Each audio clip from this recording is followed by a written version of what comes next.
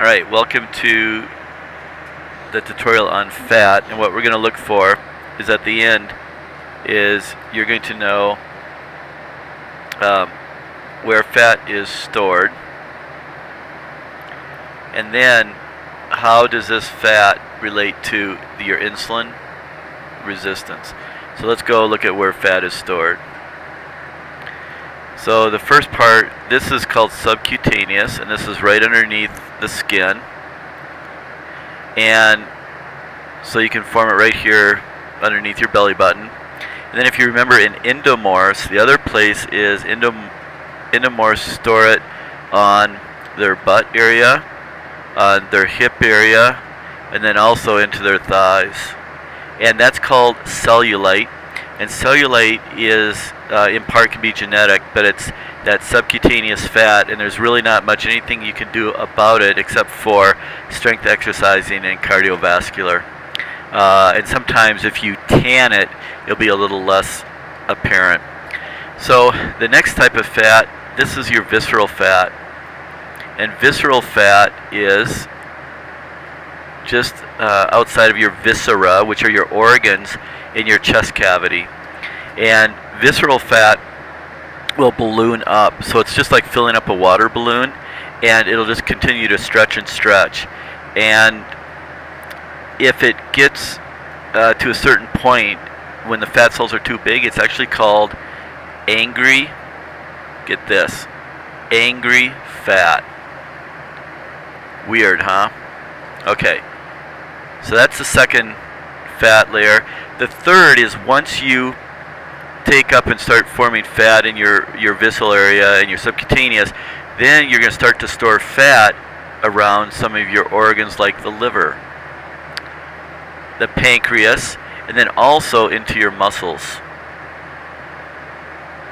And one of the fats that we're going to look at most closely is the fat that goes around your pancreas. So when that fat starts to form, there's something that the body does, and it's the inflammation process. And inflammation is Latin for to start a fire, and it's the body's response to remove injury to start the healing process. So when you have inflammation here around the liver, that's called steatohepatitis, and it shows up in blood tests. And you don't worry about the word steatohepatitis, but that it shows up in blood tests. But here's then what happens with this angry fat and the fat around the liver is when the inflammation process starts and the body starts to repair itself, it releases a certain protein that actually in the cell that will increase your insulin resistance. Okay, we're going to have some fun here with this fat and how easy it is to gain it, just so people know. If you have 1 can of pop a day at 155 calories, then in 30 days you're going to have 4,650 calories. 1 pound of fat is 3,500 calories. So if you divide it in 1 month, you can gain about 1.3 pounds.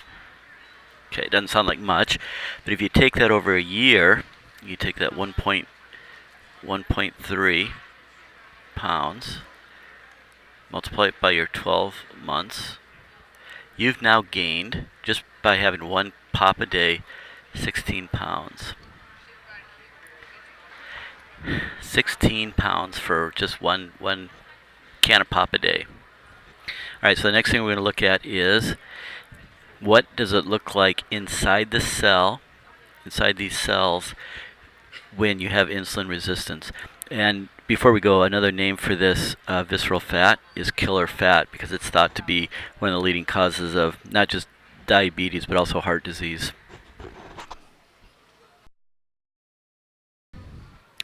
Okay, the next thing we're going to do is we are going to go back into these fat areas, especially around the liver, and we're going to look at what happens inside the cell of a fat cell in those areas. So we're going to get rid of these things, and we're going to turn on a different picture, and we're going to look inside the cell. So just go through the parts first. This is type 2 diabetes, insulin resistance, and we need to know the parts. So the parts are insulin, so that's the hormone that allows you to get glucose into your cells, but also stored as fat.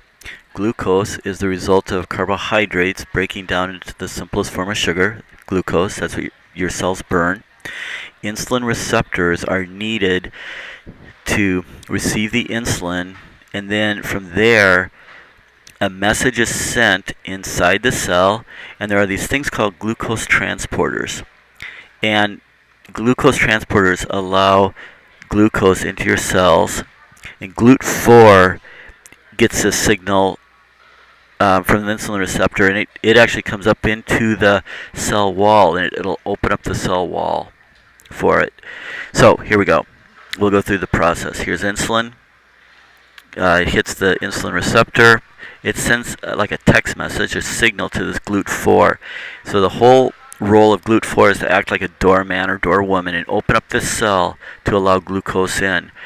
But what happens with insulin resistance, if there's excess fat, is that this message, it never gets through.